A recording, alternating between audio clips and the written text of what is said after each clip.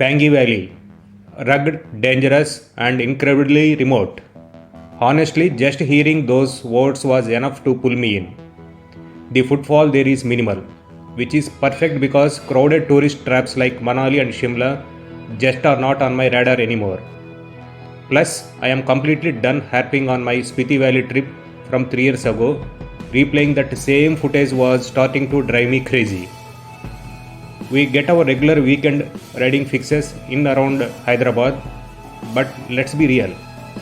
It is never quite enough to satisfy that thirst for big mountains. To prepare, we went down a rabbit hole of videos from creators like Himbus, Young Monk, and Harish Bali. Himbus videos in particular were an absolute lifesaver for planning this route.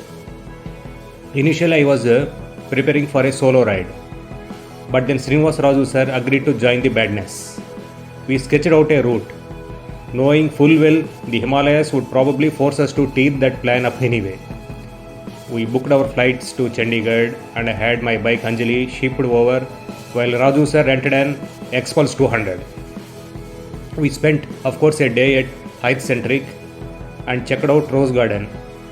But the summer heat, down in plains was absolutely brutal.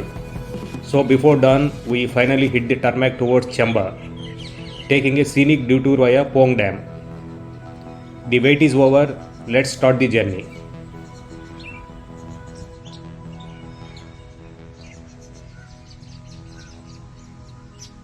Okay, from where we are starting today for our Pangi Valley ride. Let us wish the best. It is adventurous ride.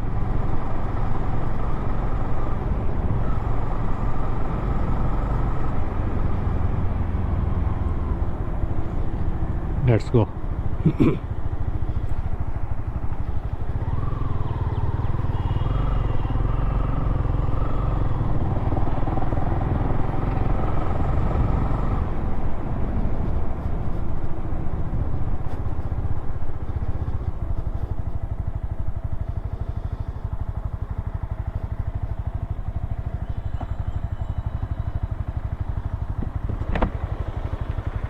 ఇవన్నీ సిగ్నల్సే sir ఇవన్నీ చూసుకోవాలి రండి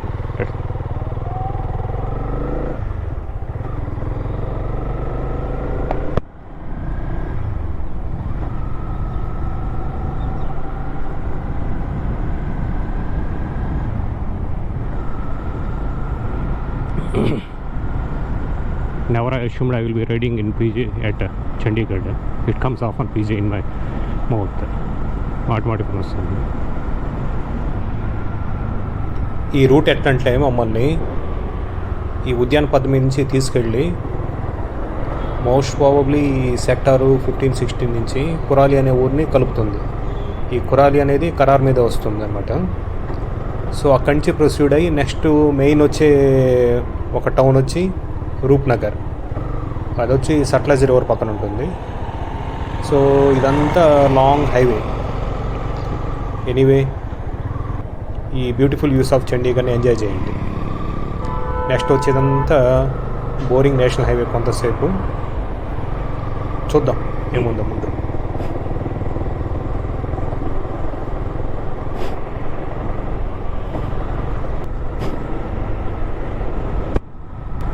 let's go.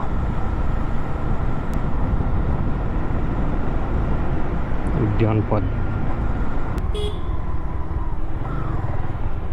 ఈ చండీగఢ్ అనేది చాలా well planned city అనమాట. Establish చేసేటప్పుడే చాలా నీట్గా ఇట్లా సెక్టార్స్ పరంగా ఏర్పరిచారు. అందువల్ల నీట్గా ఉంటుంది. ఇంకోటి నార్థన్ మోస్ట్ టిప్ ఆఫ్ ఇండియాలో ఉన్నందువల్ల పెద్ద రష్ కూడా ఉండదు.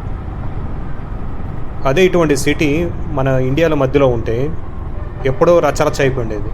చుట్టూ రియల్ ఎస్టేట్ వేసి దాన్ని గందరగోళం చేసి మన వాళ్ళు దాన్ని గబ్బు పట్టించుండేవాళ్ళు. ప్రస్తుతానికి సిటీ వరకు పర్వాలేదు, కానీ అవుట్స్కట్స్లో రియల్ ఎస్టేట్ అనేది తెలుస్తూ ఉంది. Beautiful place this is Chandigarh. ఇలా వెల్ లైడ్ అవుట్ సెక్టార్స్తో క్లీన్గా గ్రీన్గా కనబడుతూ ఉంటుంది. ఓవరాల్గా సిటీలో లైఫ్ చాలా పీస్ఫుల్గా ఉంటుంది. కాకపోతే ఏమిటంటే ఇటువంటి పీజీ లాంటి ఇన్స్టిట్యూట్స్ ఉన్నందువల్ల వేరే స్టేట్స్ నుంచి జనాలు చాలామంది వస్తుంటారు. లోకల్ వాళ్ళు మటుకు కొంచెం లైట్ బ్యాక్గానే ఉంటారనమాట అప్రోచ్. సో లోకల్ వాళ్ళు ఎక్కువ పీజీకి రారు, మరీ అత్యవసరం అయితే తప్పిస్తే. దాంతోపాటు ఇట్లా చూస్తుంటే ఈ గార్డెన్స్ కానీ చుట్టూ ఉండే యూనివర్సిటీస్ కానీ చాలా బాగుంటుంది.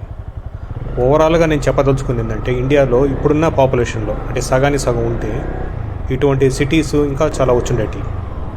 కాకపోతే భూమి ఈనట్లు ఇష్టం వచ్చినట్లు జనాభా పెరిగిపోయింది కాబట్టి ఫ్యూచర్లో అన్లెస్ కామన్ సివిల్ కోడ్ పెడితే తప్పిస్తే ఇటువంటి సిటీస్ని మనం ఇండియాలో ఇంకా చూడలేం. చండీగఢ్లో కూడా టెంపరేచర్ చాలా మారుతూ ఉంటుంది. ఉదాహరణకి సమ్మర్లో 35-40 కూడా వస్తూ ఉంటుంది. చాలా ఉక్కపోతగా ఉంటుంది. వర్షాకాలం అంటే అనొచ్చు, ఓకే, ఆగస్టు సెప్టెంబర్ టైంలో కొంతవరకు ఉంటుంది, హ్యూమిడ్గా ఉంటుంది. కాకపోతే మెయిన్ ఏంటంటే వింటర్ సీజన్ అనేది మనకి నవంబర్ ఎండింగ్ నుంచి జనవరి 15-20 వరకు ఉంటుంది. చాలా చలిగా ఉంటుంది అనమాట, ఎందుకంటే హిమాలయాల డౌన్లోనే ఉంటుంది కాబట్టి ఎక్కువగా ఫాగ్తో నిండి ఉంటుంది అనమాట. సో అటువంటి టైంలో ఇక్కడికి రావడం మంచిది. సమ్మర్ అండ్ రైనీ సీజన్స్లో ఈ సిటీని విజిట్ చేయాలనుకుంటే ఒకసారి మనం ఆలోచించాలి. ఆఫ్కోర్స్ ఏ సీజన్ తగ్గట్టు ఆ సీజన్లో ఇది బ్యూటిఫుల్గా ఉంటుంది. That's your choice. ఈ ఊరు కరారులాగా ఉంది, చూపిస్తూ ఉంది బోర్డు. లుధియానా 84, అమృత్సర్ 215, రూప్నగర్ 33. కానీ ముందు పెట్రోల్ బంక్ కనబడాలి, ఎందుకంటే రాజు సారు ఎక్స్పల్స్లో ఇంకా పెట్రోల్ పోయించలేదు. దగ్గరలో ఏదైనా పెట్రోల్ ఉంటే పోయించాలి. కానీ ఇదేదో ఫ్లైఓవర్ ఎక్కాము, ఈ ఫ్లైఓవర్ నెవర్ ఎండింగ్ ప్రాసెస్ లాగా ఉంది. లెటస్ సీ, కొంచెం స్లోగా వెళ్దాము. కానీ ఫ్లైఓవర్ దిగితే కానీ మాకు పెట్రోల్ బంక్ రీచ్ అయ్యేటట్లేదు. ఉదయాన్నే కాబట్టి ట్రాఫిక్ కొంచెం తక్కువ ఉన్నట్లుంది. అందులో ఇది మనాలికి వెళ్ళే రూట్ అనమాట. అంటే కిరత్పూర్ వరకు సేమ్ రూట్ ఉంటుంది, కిరత్పూర్ నుంచి మనాలికి డైవర్ట్ అయిపోతుంది. అది 4 lanes హైవే అనుకుంటాను. తర్వాత మేము ఆనందపూర్ సాయి గుండా వెళ్ళాలి, చంబాకి. సో ఇవన్నీ చూసుకుంటూ వెళ్ళాలి అంటే ఈ బోరింగ్ హైవేలో కానీ కొంచెంసేపు లాగిద్దాం.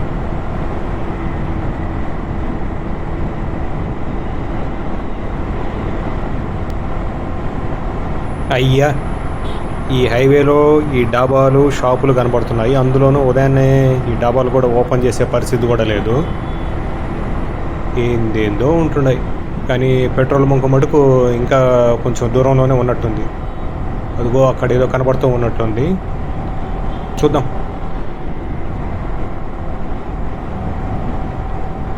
వస్తూ ఉంది. ట్యాంక్ ఫుల్ చేసుకోవడమే ఇంకా మనం చేయాల్సిన పని.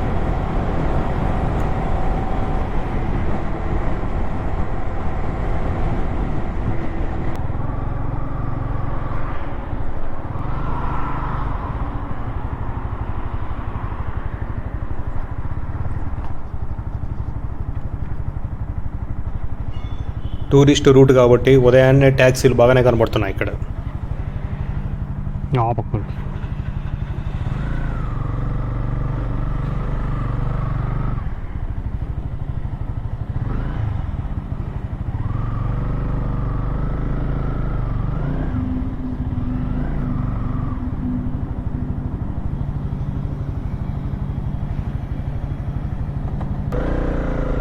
మొత్తానికైతే పెట్రోల్ పట్టించేసాము. ఇక నుంచి లాగాలి కిరత్పూర్ సాహిబ్ వరకు. లాగి 9-9:30 లోపల చేస్తే ఇంకా మధ్యలో ఎక్కడో కూడా బ్రేక్ఫాస్ట్ చేయొచ్చు. అలా ప్లాన్ చేసుకోండి. ఆ పక్క ఈ పక్క చూడండి, అంతా ప్లెయిన్ ల్యాండ్స్. తెలంగాణలో ఉన్నట్లే ఉంది. భారతదేశంలో ఎక్కడ ఏ మూల పోయినా అంతా మన స్టేట్ లాగే కనబడుతూ ఉంటుంది. ఐకమత్యమే మహాబలం. సో ఈ రూపం అన్నమాట. రూప్నగర్ ఇంకో 17 కిలోమీటర్లు ఉంది. ఈ రూప్నగర్నే మీకు తెలుసా, ఇంతకుముందు రోపర్ అనేవాళ్ళు. ఇంతకుముందు చెప్పినట్లు ఇది సట్లజ్ ఒడ్డునే ఉంటుందన్నమాట. దీంట్లో ఒక ఐఐటి కూడా ఉన్నట్లుంది. ఇక్కడ ఒక గురుద్వారా ఉంది. ఇది one of the industrial corridors. ఇంకొక విషయం ఏమిటంటే, ఈ రోపర్ అనేది మన హరప్పా కల్చర్ తెలుసు కదా, ఇండస్ వ్యాలీ సివిలైజేషన్, దాంట్లో ఇది ఒక పార్ట్ అనమాట. క్వైట్ ఇంట్రెస్టింగ్గా ఉంది కదా.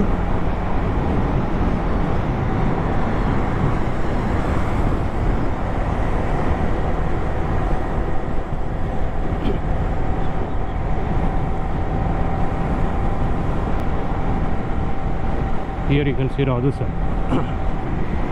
ఎవరు ఎన్ని చెప్పినా కూడా ఈ హైవేస్ అనేటి quite boring, especially for two wheelers. ఎందుకంటే పోతూనే ఉన్నట్లు ఉంటుంది. దాంతోపాటు ఏమి చూడడానికి ఉండదు, సేమ్ ఇట్లే నేరుగా వెళుతూ ఉండాల్సి వస్తుంది. బ్రహ్మన్ బస్తీ, రాజ్పూర్ సాహిబ్, ఆనంద్పూర్ సాహిబ్. మెయిన్ ఏంటంటే కొన్నిసార్లు మనము అట్లే ఒక డేజెడ్గా అయిపోతాం అన్నమాట.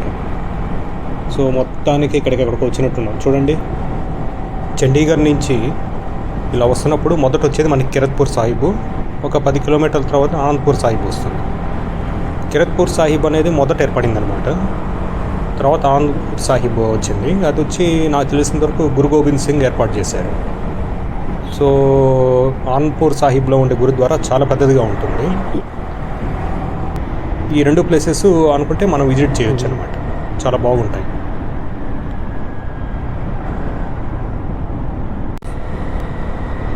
Seems most probably Bakra Nangal Dam. So this Nangal and Bakra seems are two different places. Honoring them, they have leveled that water storage as Bakra Nangal. This is Nangal. It is a railway bridge.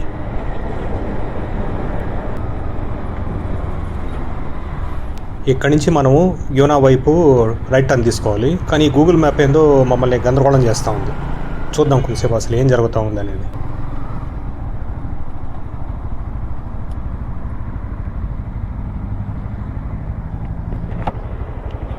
అట్లా వెళ్తే 15 minutes faster అని చూపిస్తుంది sir. అలా వెళితే 15 నిమిషాలు ఫాస్ట్గా వెళ్ళొచ్చు అని చెప్తుంది అది.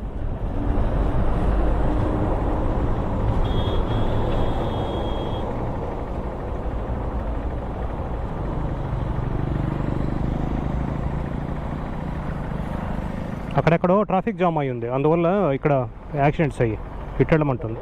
అట్లా వెళ్దాం సార్. ఇప్పుడు నేను ఒక విషయం మీకు చెప్పాలి, జాగ్రత్తగా వినండి. ఆనంద్పూర్ సాహిబ్ వచ్చిన తర్వాత యాక్చువల్గా మనం ఒక డీటూర్ తీసుకొని నైనాదేవి టెంపుల్, అంటే హిమాచల్ ప్రదేశ్లో ఒక ఫేమస్ టెంపుల్ అనమాట, అక్కడికి వెళ్ళొచ్చు. అక్కడ చూసుకుంటూ బాక్రానంగల్ ఒడ్డును కూడా వెళ్ళాలి. కాకపోతే అది చాలా టైం తీసుకుంటుంది. అందులో ఈరోజు మన టార్గెట్ చంబా కాబట్టి, అది కూడా ఫస్ట్ టైం కాబట్టి టైం ఇలా తిరుక్కుంటూ వెళ్తే సరిపోతుందా లేదా, నెక్స్ట్ ఆ ట్రిప్కి అసలు మనం అందుకోగలమనే సందేహం అన్నమాట. సో ఈ ఆనందపూర్ సాహిబ్ అనే కాదు, దారిలో ఇంకా చాలా మంచి ప్లేస్లు ఉన్నాయి. ఒకటి వచ్చి శ్రీ గురుద్వారా శ్రీ కుష్ఠ నివారణ అనేది, అది బట్పూర్ సాహిబ్ అని చూపిస్తుంది. సో ఇటువంటి ప్లేస్లు చాలా ఉన్నాయి. అంటే మనము ఆల్మోస్ట్ హిమాచల్ పంజాబ్ బార్డర్లో ఉన్నాం కాబట్టి చూసుకుంటూ వెళ్ళొచ్చు. ఇక్కడ మీకు ఒక విషయం చెప్పాలి, మధ్యలో మేము ఒక చోట బ్రేక్ఫాస్ట్ కూడా చేసాం. అక్కడ నా టీషర్ట్ మీద క్యాప్షన్ చూసి జనాలు ఒక విధంగా డౌట్ పడ్డారు. సో అది ఇంగ్లీష్లో ఉన్న తెలుగు భాష అనమాట. ఫైనల్గా తిరుగుతూ ఊనాకు చేరుకున్నాం. అంటే ఆల్మోస్ట్ 120 కిలోమీటర్స్ ట్రావెల్ చేసాం. ఊనా అనేది హిమాచల్ ప్రదేశ్లో మనం ఎంటర్ అయినప్పుడు మొదట వచ్చే ఒక కొంచెం పెద్ద టౌన్ అన్నమాట.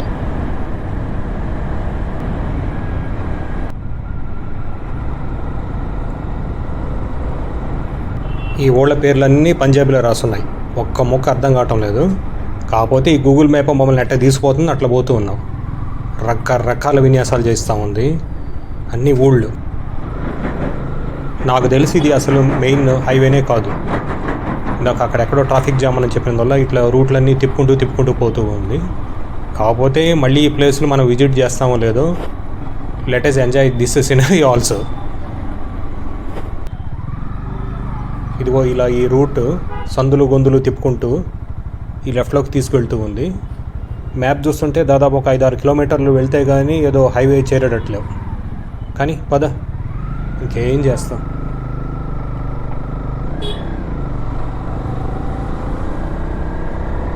అదిగో హైవే రానే వచ్చింది, మొత్తానికి జాయిన్ అవుతున్నావు. ఓ నాయన, వీళ్ళని ఇంత స్పీడ్ వెళ్తూ ఉన్నారు ఇష్టం వచ్చినట్లు.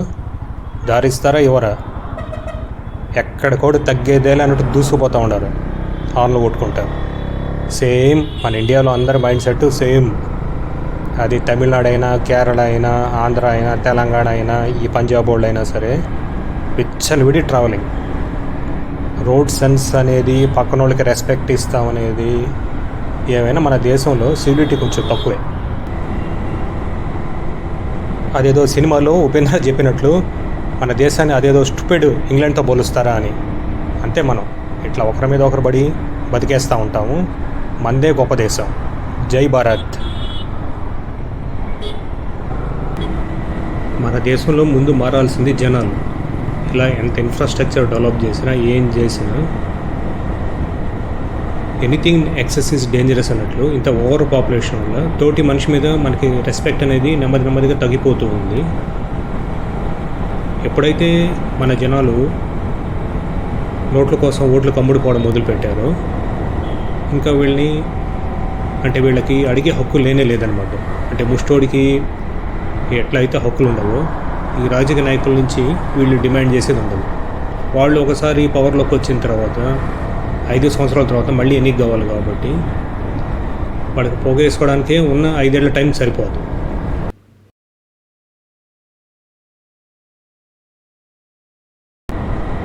బైక్ అనేది మన రియాలిటీని టెస్ట్ చేస్తుంది అన్నమాట. 2 కాళ్ళ మధ్య ఒక ట్యాంక్ని పెట్టుకొని దాన్ని బ్యాలెన్స్ చేస్తూ నేచర్లో ప్రతి ఎలిమెంట్ మనం ఎక్స్పోజ్ అవుతాం. అంటే what it teaches is presence and practicality. Perspective కాదు, రియాలిటీ. ఎలా ఫ్లెక్సిబుల్గా ఉండాలి, కంటింజెన్సీ ప్లాన్స్ ఏంటి, అట్లాగే కొన్ని ప్రీ ప్లాన్డ్ వన్స్ ఉంటాయి. అన్నీ at the same time we have to manage. ఈ ఊరు పేరు వచ్చి ఓనా.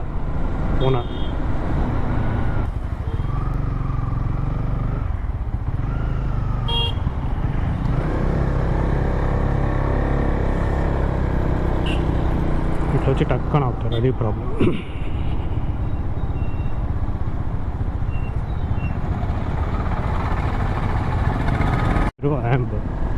అంబ్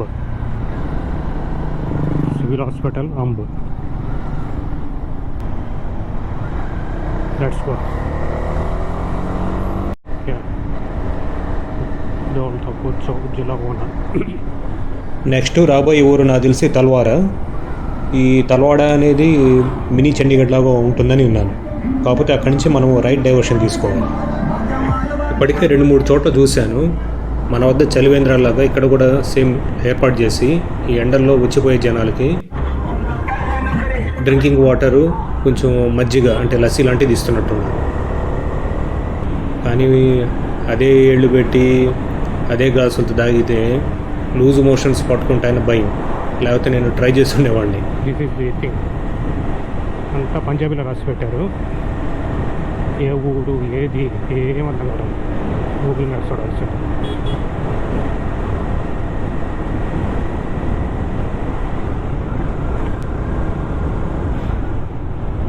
this road is almost of road. Dam 8 kilometers. Karen 28.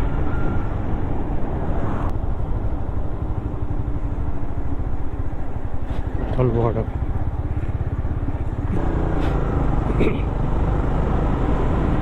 This is Punjab or Himachal. Seems these are all border areas or states. Seems now we are entering Himachal by seeing these hills.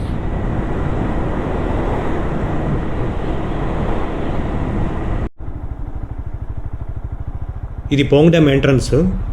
బ్యాస్ river మీద 1975లో కట్టారు. Entry ఇచ్చుకోవాలి. First తెలియక దూరేశాను, తర్వాత వెనక్కి వచ్చి మళ్ళీ entry చేయించాను. చూడండి ఏం జరిగిందో.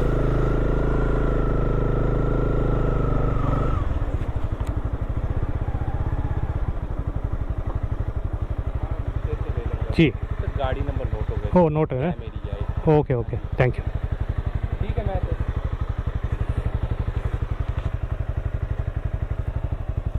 Vehicles number note.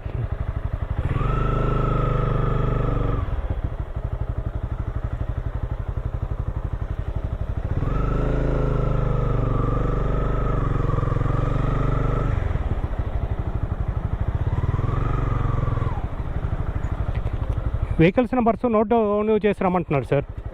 Vehicles numbers అక్కడ నోట్ డౌన్ చేయాలంట. చేస్తే పంపిస్తారు ఎంట్రీ సార్. నెంబర్స్ చెప్పాలి వాళ్ళకి.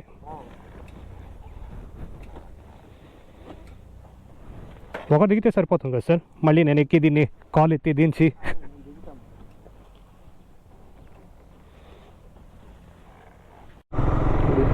Some dam it seems. ఈ పౌంగ్ డ్యామ్ను బ్యాస్ రివర్ మీద కట్టారన్నమాట. దీని మీద ఎస్టాబ్లిష్ అయిన రిజర్వాయర్ వచ్చి మహారాణా ప్రతాప్ రిజర్వాయర్. ఒకటి గెస్ చేయండి, ఎక్కడో రాజస్థాన్లో ఉన్న రాజు పేరు దీనికి ఎందుకు పెట్టారో గెస్ చేయగలరా? Okay, పౌంగ్ dam. నెక్స్ట్ ఈ బ్యాస్ రివర్ అనేది చాలా చోట్ల ప్రవహిస్తుంది. మనం మనాలీలో కూడా చూస్తాము. అట్లా వచ్చి వచ్చి వచ్చి చివరికి ఇది సట్లెజ్లో కలుస్తుంది అనమాట. చూడండి ప్లేసెస్ ఎంత బ్యూటిఫుల్గా ఉందో.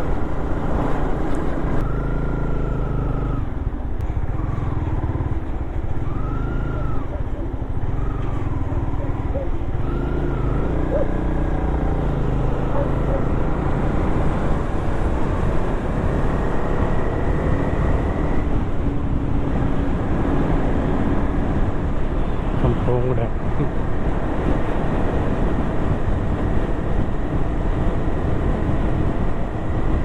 Okay, we are on stop.